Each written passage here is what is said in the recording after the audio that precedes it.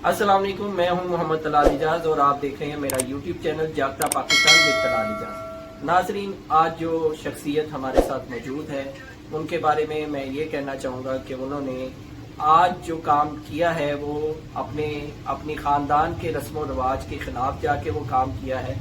उनसे जानते हैं कि उन्होंने ऐसा क्या काम किया है जो उन्होंने अपने ख़ानदान के रस्म व रवाज और अपनी ख़ानदान की जो वैल्यूज़ थी, रवायतें थी, उनको तोड़ते हुए वो काम किया है।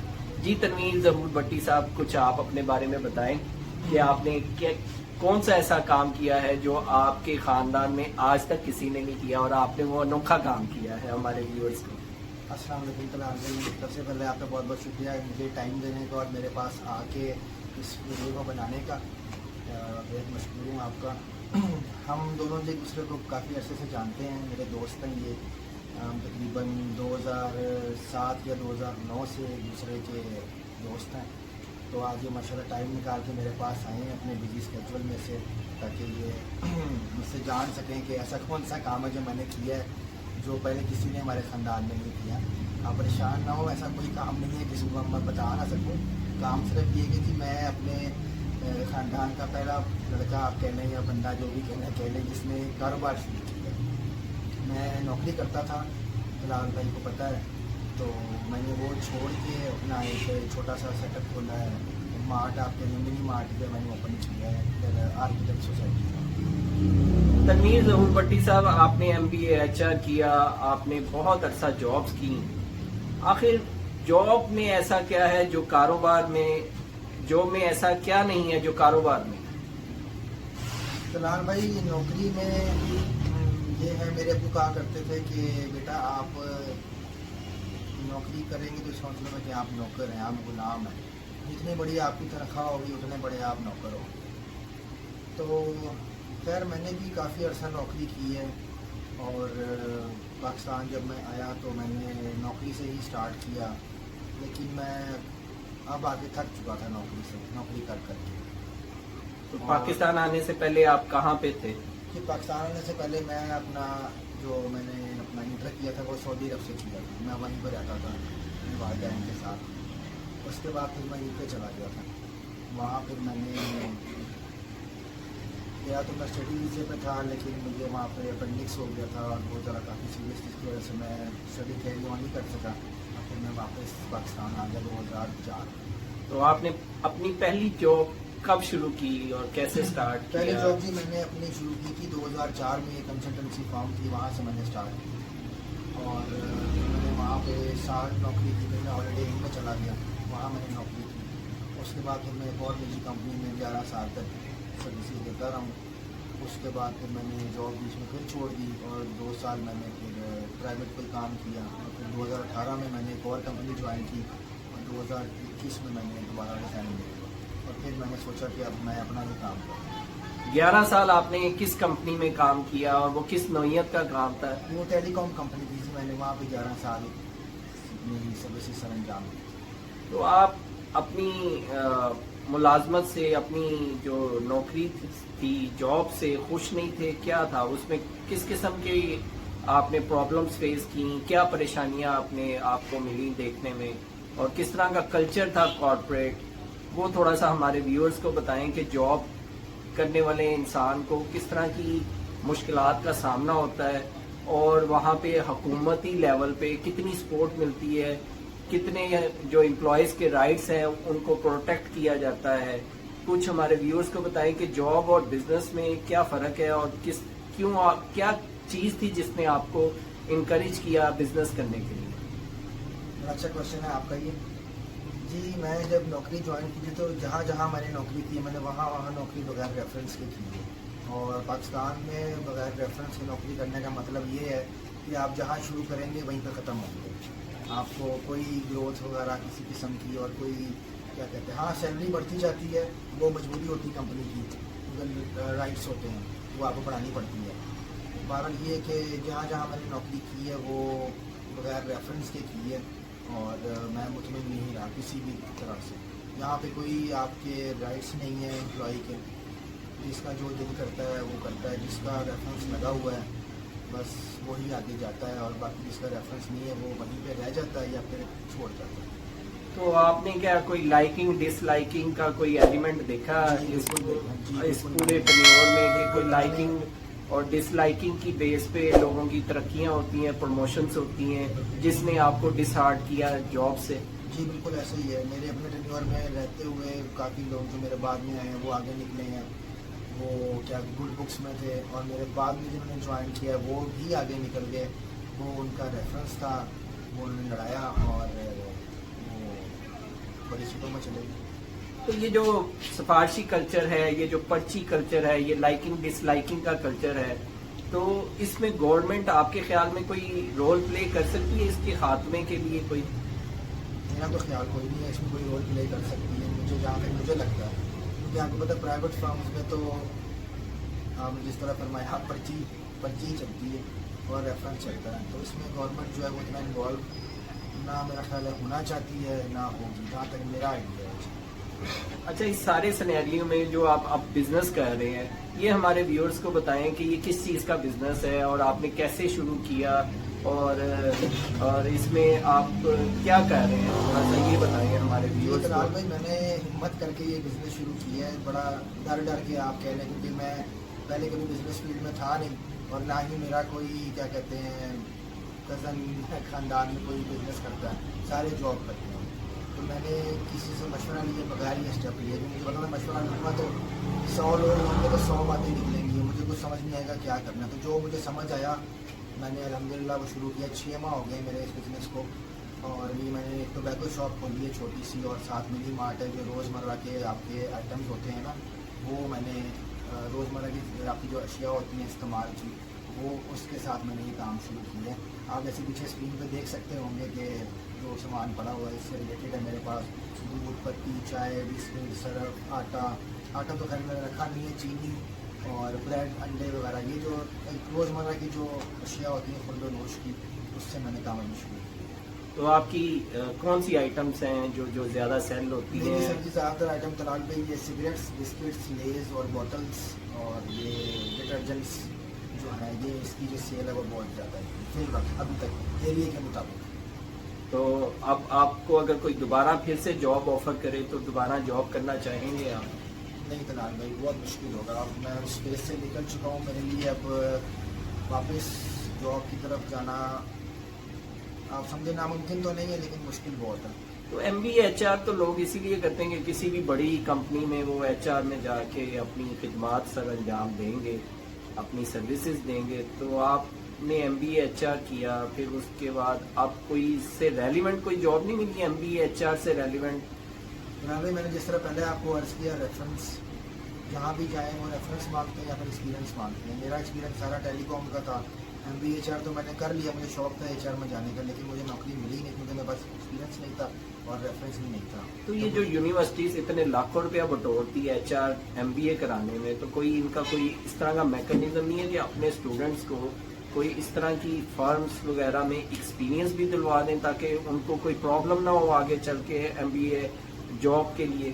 طلال بھائی، یہ کرتے تو ہیں بالکل، لیکن وہ ایک بڑا بیسک لیول ہوتا ہے، یہ آپ کو انٹروڈیوس کروا دیتے ہیں فرمس کے ساتھ، لیکن نوکری کی گارنٹی کوئی نہیں ہوتی ہے، وہ آپ نے اپنے بلوتے لینی ہے، بات پھر وہی آ جاتی ہے وہیں کوئی پھر کے ریفرنس، یہ آپ کو صرف اور صرف آگے آپ کا سی وی جو ہے ریزیومے آپ کا فارورڈ کر دیں گے کہ ہماری یونیورسٹی سے یہ گریجویٹ ہوا ہے یا ماسٹرس کیا ہے اس میں، جو بھی کی ہے جس طرح بھی ہے، بس اس کے بعد پھر آپ کی اپنی جو ہوتی ہے وہ دوڑ اور اپنی کوشش جو ہے اس کے بلبوتے پہ سارا کچھ ہوتا ہے۔ اگر تو آپ کوئی ویری ہائی لیول کا آپ کا سی جی پی اے ہے اور پھر کمپنی کہتی ہے ہاں چلو اچھا برائٹ ہے تو وہ رکھ لیتے ہیں، ورنہ اگر نارمل آپ کا سی جی پی اے آتا ہے تو اس میں پھر وہی ہو گیا آپ کی لک اور آپ کا ریفرنس، وہ بہت کاؤنٹ کرتا ہے۔ تو یہ جو ایم بی اے کراتے ہیں، ماسٹرز کراتے ہیں، لاکھوں روپیہ اسٹوڈنٹ سے بٹورتے ہیں، تو کیا اس میں کوئی بزنس کرنا بھی سکھاتے ہیں یا صرف نام کے ایم بی اے ہیں بس؟ طلال بھائی، ہمارے یہاں جو ہے نا، ہمارے یہاں ڈگری ملتی ہے آپ کو، بس آپ نے کتابیں پڑھ کے ایگزام دے دینا ہے اینڈ دیٹس اٹ، یہاں پہ کوئی ایسا سسٹم نہیں ہے کہ آپ کو پریکٹیکل کروایا جائے یا کچھ۔ امریکہ دیکھ لیں، کینیڈا دیکھ لیں، آسٹریلیا میں دیکھ لیں، آپ کو ڈگری ایم بی اے کی تب ملتی ہے، وہ آپ کو ایک پروجیکٹ دیتے ہیں اور کہتے ہیں اس کو آپ نے فرض کریں ہمارے پیسوں میں مثال دے رہا ہوں 10,000 روپے میں آپ نے پروجیکٹ سیل کرنا ہے، سیل کریں گے، مارکیٹنگ میں اگر بندہ ایم بی اے کر رہا ہو، سیل کریں گے تب آپ کو ایم بی اے کی ڈگری ملے گی، यहाँ पे ऐसा कुछ नहीं होता. यहाँ पे आपने पढ़ना है, रट्टे मारने हैं, एग्जाम में जाना है, बैठना है, एग्जाम दिया, CGPA 3.10, 3.20, 3.50 ले लिया, डिग्री मिल गई. प्रैक्टिकल 0 है यहाँ पे. तो ये इस चीज को किस तरह आप अपने जो न्यू जनरेशन है, जो आने वाली नस्ल है, उसको आप क्या मैसेज देना चाहेंगे? पहली बात ये तलाल साहब, ये तो बहुत लेट हो चुका है. जो जिस तरह यहाँ पे ट्रेंड चल रहा है वो वैसा ही चलेगा. इसको आप चेंज कर, इस सिस्टम को चेंज करना इज नेक्स्ट टू इम्पॉसिबल ना. जो चल रहा है ये इसी तरह चलेगा. इसमें आप मजीद कोई बेहतरी क्या कह सकते हैं, बस शुक्र करिए चल रहा है, वही चल रहा है तो बड़ी बात है. लेकिन आपको पता है यहाँ पे कोई हाल नहीं है. इतने लड़के लड़कियाँ ग्रेजुएट मास्टर्स होकर निकल रहे हैं, और सब मेरे पास काफ़ी लड़के आते हैं यहाँ पे, इन्होंने 15-15, 18-18 लाख रुपया लगाया अपने MBA पे, BBA पे, अकाउंटेंसी, ACCA की है, और नौकरी मिलती है उनको 25,000, 30,000, 35,000.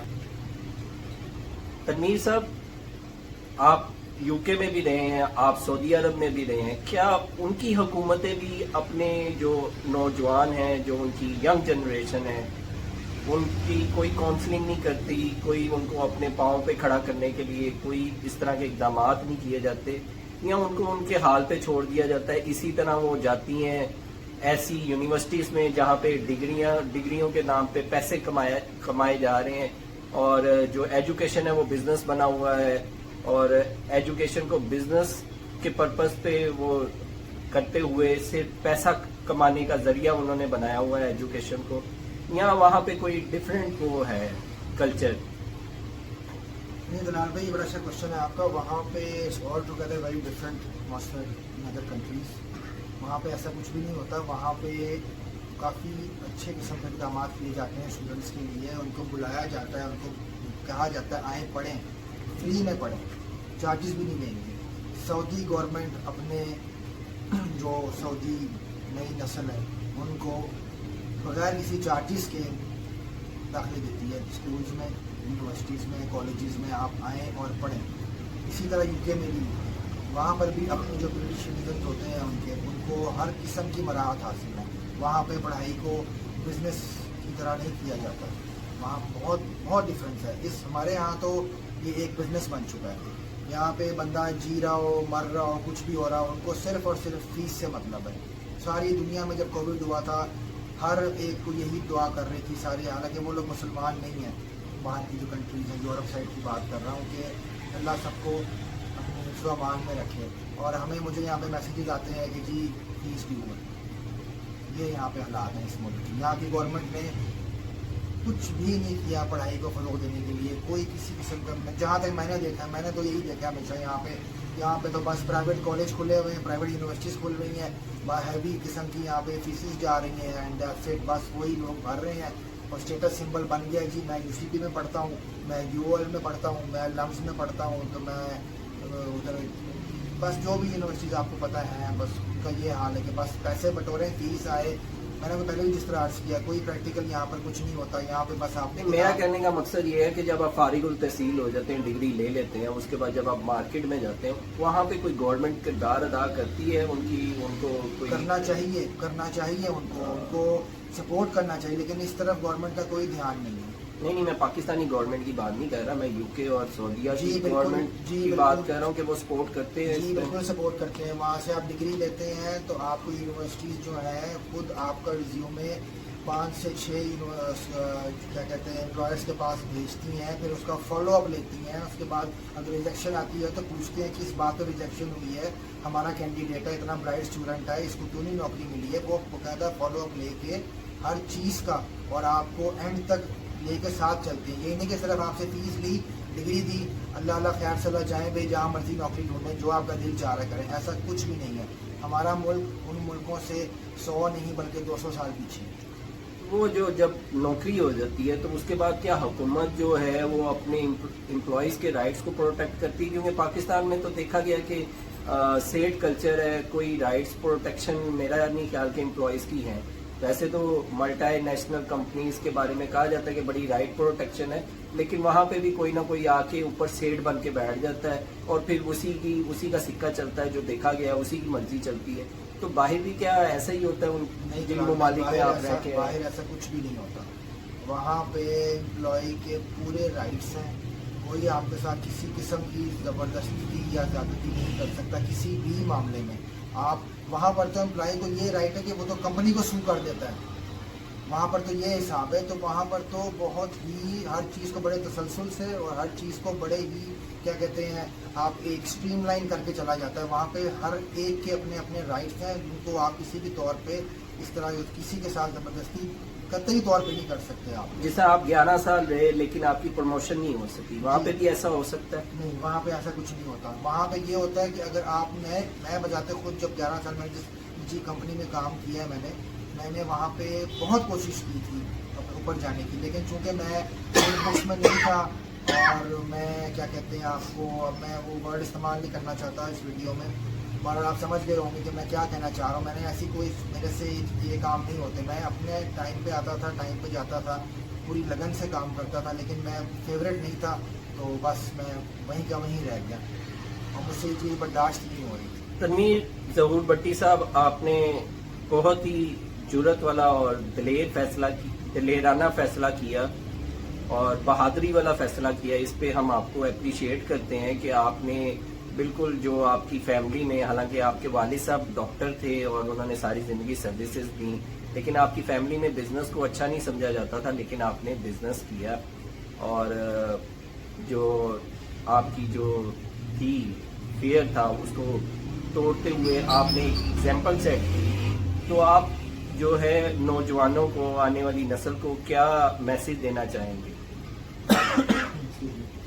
फिलहाल भाई मैं ये कहना चाहूँगा, सिर्फ जो जिस फील्ड में आप जाना चाहते हैं, जो आपका शौक़ है उसको ज़रूर पूरा करें। आपको नौकरी का शौक़ है, नौकरी भी कर लें। आपने कारोबार भी करना है जिसमें आपका एक्सपीरियंस हो या जिसमें आपको शौक़ है कि मैं इसमें आगे जा सकता हूँ, उसको ज़रूर करें। डरे मत, कोई बात नहीं। अगर आप एक दफ़ा नाकामयाब भी हुए तो आप दोबारा ट्राई कर सकते हैं, लेकिन करें ज़रूर। दिल में ये आपके ना मलाल रह जाए कि जी मैं वो काम करना चाहता था, वो मैंने नहीं किया। मैं अपनी मिसाल खुद दे रहा हूँ। मेरा शुरू से शौक़ था कि मेरा कोई बिज़नेस हो, कोई भी बिज़नेस हो। मुझे गाड़ियों का भी बहुत शौक़ है, डिटेलिंग का, बाइक्स डिटेलिंग का मुझे बड़ा शौक़ है, वो भी मैं करता रहता हूँ साथ साथ। फिर मैंने स्टोर खोला, मैंने कहा चलो मैं करके देखूँ, क्योंकि मुझे शुरू से ही बिज़नेस करने का बहुत शौक़ था।